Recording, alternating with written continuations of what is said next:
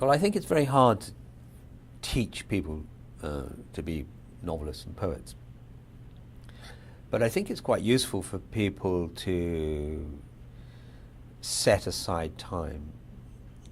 And if setting aside time means attending a creative writing program, I think that can be useful. Also, what's useful is to have expectations laid on you that you're going to produce the work. Because many people find it extremely difficult to just drive themselves onwards to write several stories or get a novel going. And again, I think creative writing programs are useful for that. That said, I think that we can suffer a bit from too many writing programs, and I've often thought that here in the States, where it's so well established, the one aspect of it one of the aspects that alarms me is undergraduate writing programs.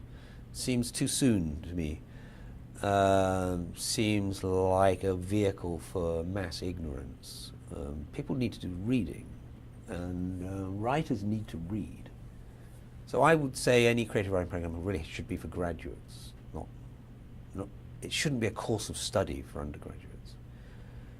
The other thing is, I do wonder sometimes whether having so many writers sequestered on campuses across the United States means that writers are cut off from cities, or from the countryside, or from original places. When I think of an older generation that includes Saul Bellow or Roth, or famously Updike, who sort of quit his Manhattan, New Yorker life to go and live in a small town in New England.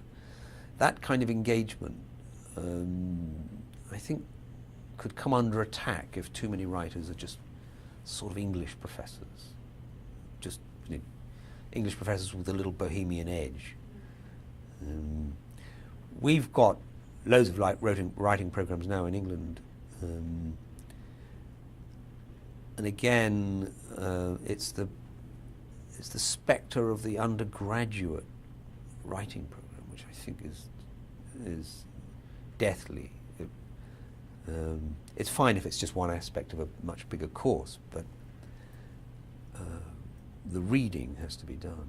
If you don't read as a novelist, you're liable to be hugely influenced by the writers you haven't read.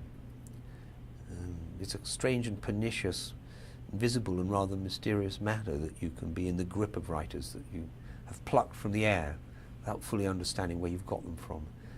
Only by reading can you isolate these sources and at least write pastiche, or at least be conscious of what you're doing.